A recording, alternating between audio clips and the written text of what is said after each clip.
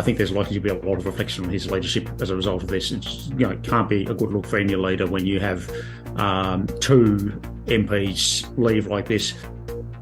Questions about the leadership of Jeremy Rockliff and an early election as the now minority Tasmanian Liberal government deals with two of its MPs quitting. Victoria Police condemn appalling scenes in Melbourne where neo-Nazis clash with anti-racism protesters with multiple people arrested. A Queensland woman missing in South Australia's Western Eyre Peninsula for 7 days found alive, now receiving medical treatment. And Moira Deeming vows to never quit the Victorian Liberal Party even after her fellow MPs voted to expel her from the Parliamentary Party.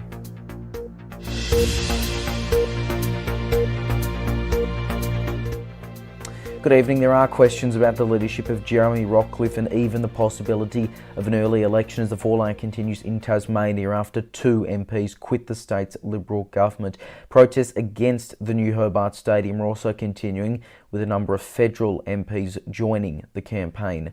National reporter Austin Pollock has more. It's just over a year since Tasmanians last headed to the polls, and the possibility of a new election has been thrown around after the state's Liberal government was thrown into minority. Two MPs, Lara Alexander and John Tucker, are out of the party and now sitting as independents, partly because of the new Hobart Stadium being built in preparation for a Tasmanian AFL team. The next state election will be on or before June 28, 2025, but like 2021, an early election could happen. Additionally, questions have been raised about the leadership of Premier John Rockliff, who has been serving since April last year when Peter Gutwein resigned. Tasmania is no stranger to minority governments, with Gutwein winning a one-seat majority in last election.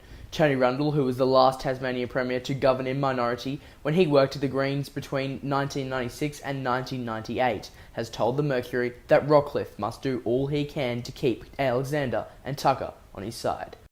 Kevin Bonham is an election analyst. 6 News spoke to him about the evolving situation.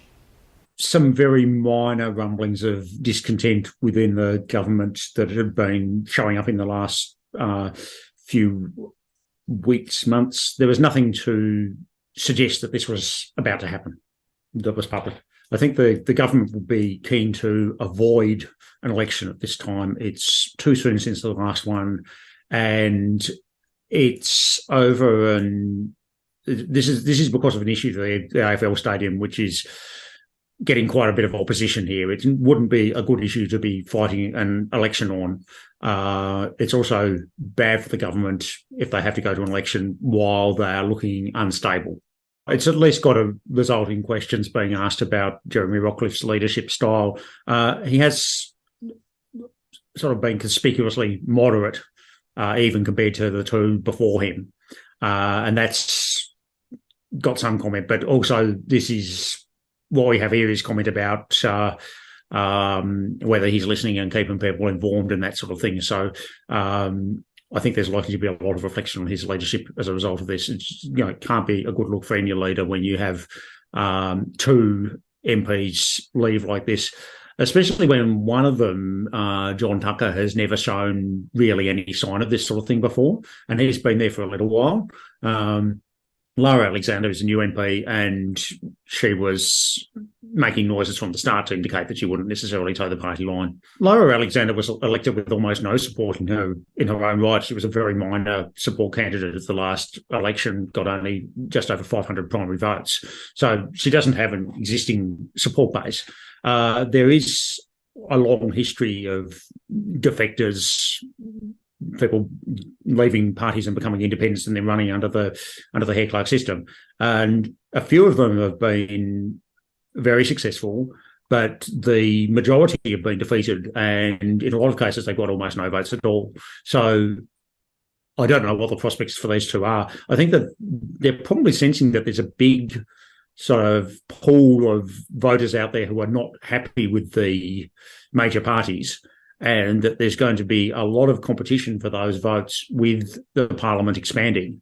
And anyone who can get several percent of their vote in their own right can get elected as an independent. But for John Tucker, at least, it's a very risky career move because he had that seat as a Liberal for life.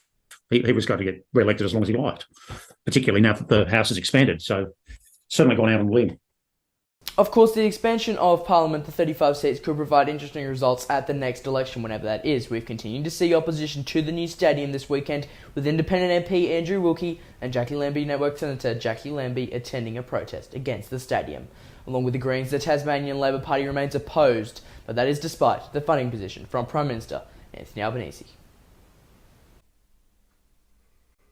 Victoria Police have condemned scenes in Melbourne yesterday where a group of neo-Nazis clashed with anti-racism protesters.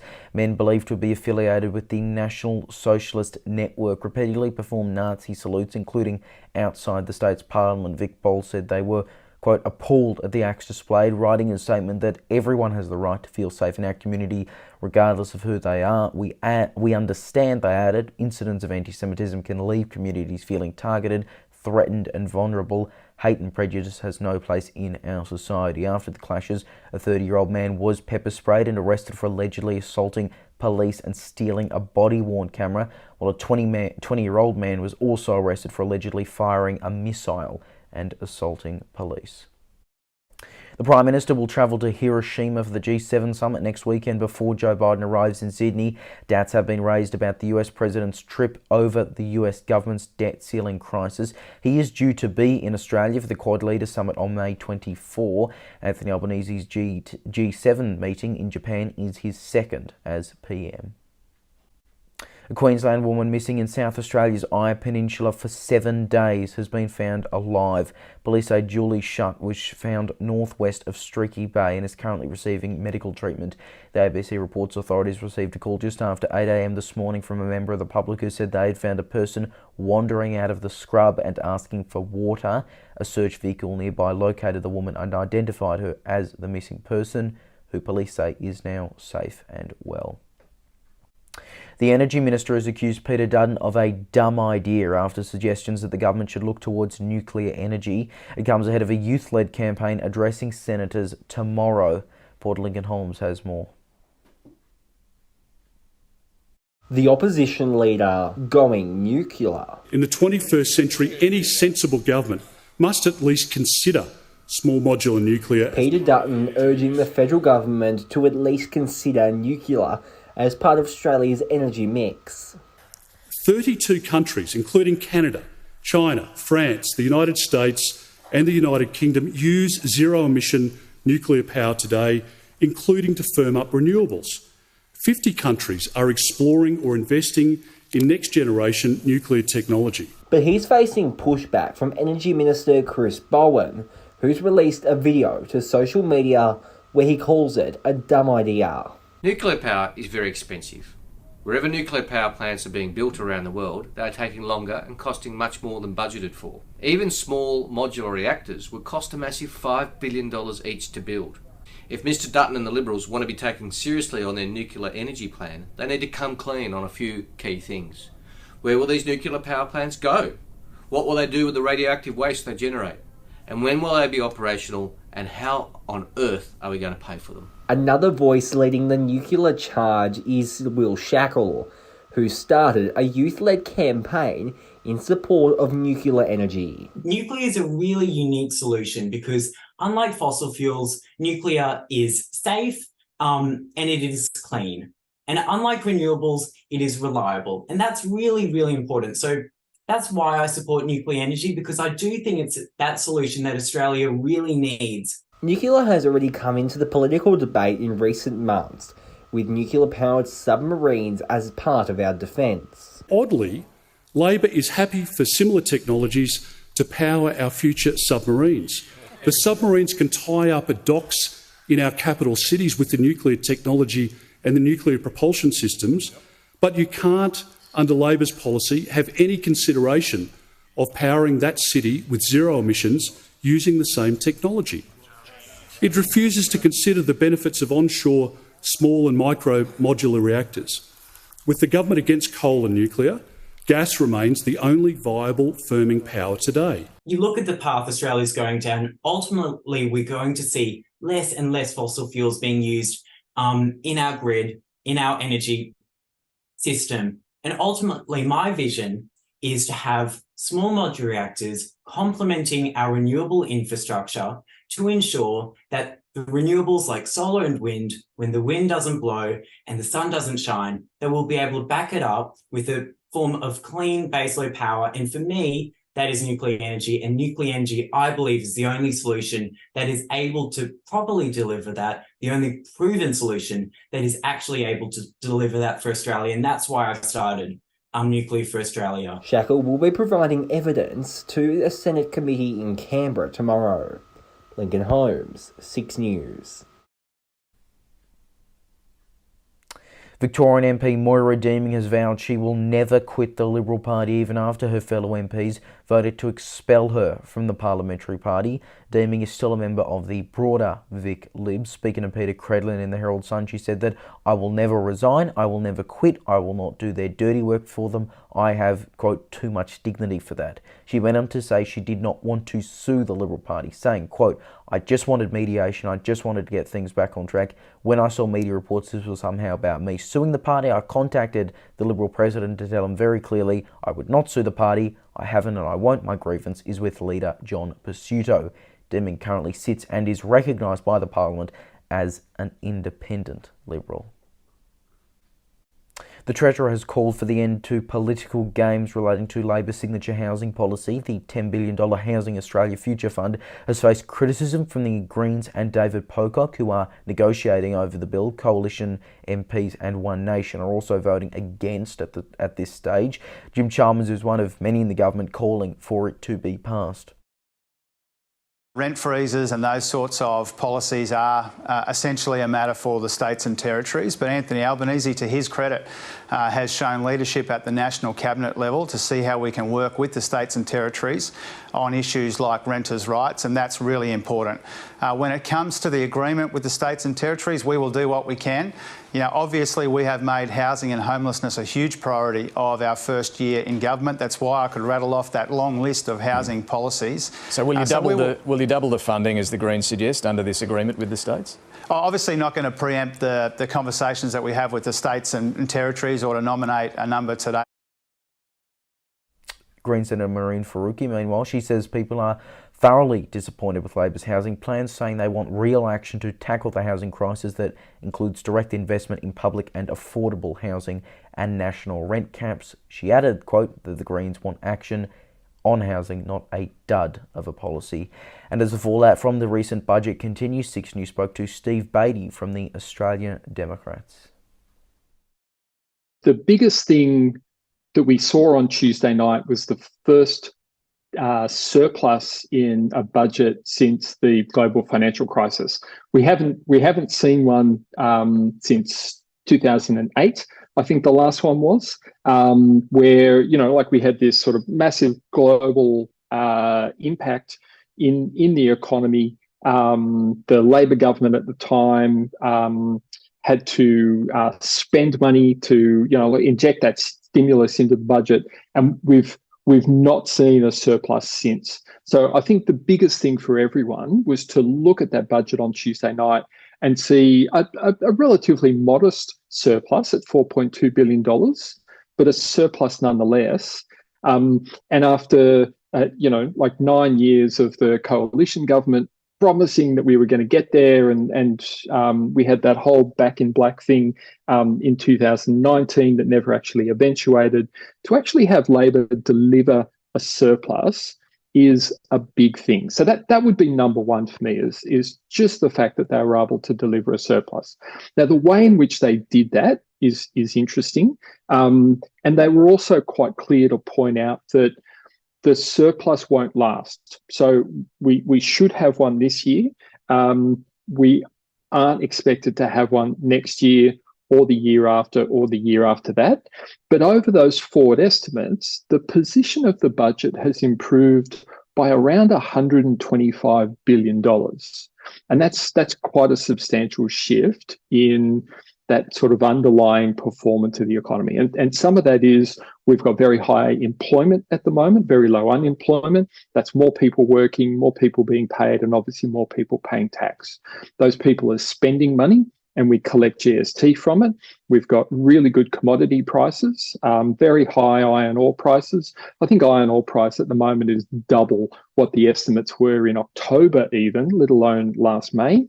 And also, obviously, we've got record high prices in things like coal and gas going on at the moment. So all of those things have contributed to this really strong position from a revenue point of view. The other thing, though, that wasn't talked about, and Jim Chalmers didn't mention it at all in his budget speech, were $74 billion in savings over the next 4 years through changes to the NDIS, so the National Disability Insurance Scheme, which is overseen by Bill Shorten.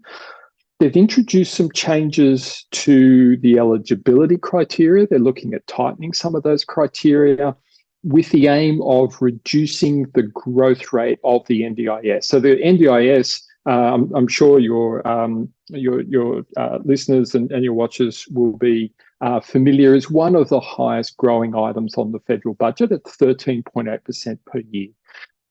The aim in this budget and the objective that's been given and the savings that they've identified come from reducing that growth rate to only 8% per year. So that delivers savings of about $59 billion over the forward estimates of these next 4 years, and then an additional $15 billion in savings from program efficiencies. So that was a big one in the scheme of things, and it really wasn't spoken about at all. And then, of course, as we touched on last week, the stage 3 tax cuts are a big item. They weren't discussed. They haven't changed. They're still in the budget, and they're still there in the forward estimates, contributing $69 billion in lost revenue that the government intends to give up when those tax cuts kick in next year. Jim Chalmers, in his interview on the ABC directly after the budget speech, when he was talking to David Spears, indicated that I think he used the phrase, we did as much as we could afford.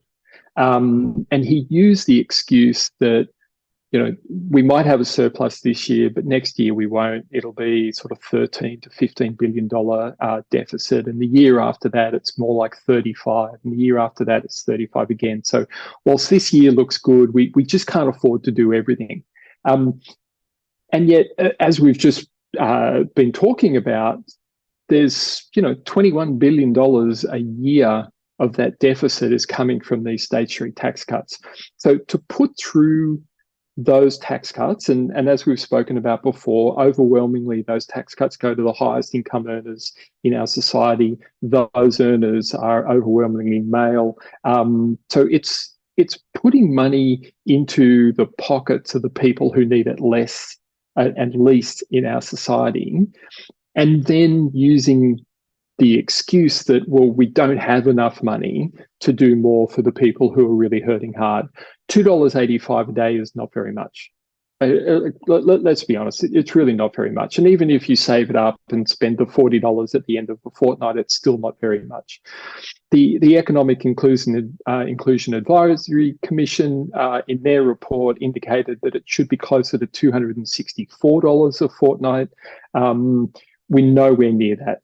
And that was a minimum kind of benchmark that they were putting forward as the need to increase the rate up to something that was deemed adequate from a support payment sort of point of view. So to turn around and go, well, we can't afford it, and the best we can do is $2.85 a day. If I were someone receiving JobSeeker or one of those other support payments, I feel they should rightly feel aggrieved by that decision from the Treasurer and the Labor Party. You know, back when Tony Abbott came to power in 2013, he did it on the back of, you know, those billboards and trucks that he drove around of Labor's debt and deficit, handle on the economy. It's been a label that they've worn since the Whitlam era, I should say. It's 50 years of Labor being held out as people who don't know how to manage the economy. The reality is that Labor governments have done a much better job of handling the economy every time they've been in power since the Whitlam years. We've only ever had two treasurers who've been rated #1 in the world by the OECD, and that's Keating and Wayne Swan. Former US President Donald Trump has been forced to cancel an outdoor campaign rally in the state of Iowa over tornado watch. Trump wrote on social media it will be rescheduled. It's understood he had not left from Florida at the time it was cancelled. It happened the same day Florida Governor Ron DeSantis met with voters in the state. He is widely seen as a likely Republican Party presidential nominee for the 2024 election. Let's now check in with Ivan Amelli with what's making news right now in Perth on WAMN News. Thanks, Leo. Tonight on WAMN News, has Mark McGowan got it right? Our exclusive news poll reveals whether the government's budget has you as its priority. Tackling your concerns, the McGowan government answers key questions regarding the state budget. Our kids deserve better treatment. Human rights activists protest at Banksia Hill Detention Centre following riots. Housing funding labelled as a sugar hit as welfare agencies highlight WA's long-term issues. And later, Dr. Andrew Miller's comment. Join us tonight on the WAMN News Facebook page and YouTube channel. All right, now checking in with tomorrow's weather forecast right across the country. In Brisbane will be sunny, 23 degrees. Rain in Sydney, 19 there. Top of 18 in Canberra, but starting the day at just 1 there in the capital. 22 over in Melbourne, 18 in Hobart. Adelaide, 21. 22 and sunny in Alice Springs. Back down to 21 in Perth. And in Darwin, a warm top of 31. A reminder of the top stories we are following on 6 News this hour, and there are questions about the leadership of Jeremy Rockliff and even an early election possibility as the fallout continues in Tasmania after 2 MPs quit the state's Liberal government. Protests against the new Hobart Stadium are also continuing, a number of federal MPs joining the campaign. And Victoria Police have condemned scenes in Melbourne yesterday where a group of neo-Nazis clashed with anti-racism protesters. Men believed to be affiliated with the National Socialist Network repeatedly performed Nazi salutes, including outside the state's parliament. Vic Police saying they were appalled. And that is 6 News for this hour. There is more news 24/7 on our website, SIXNewsAU.com, and on social media. Just search 6NewsAU to find us. More news coverage continues right after this. For now though, I'm Leonardo Puglisi. Thanks for your company. Good night.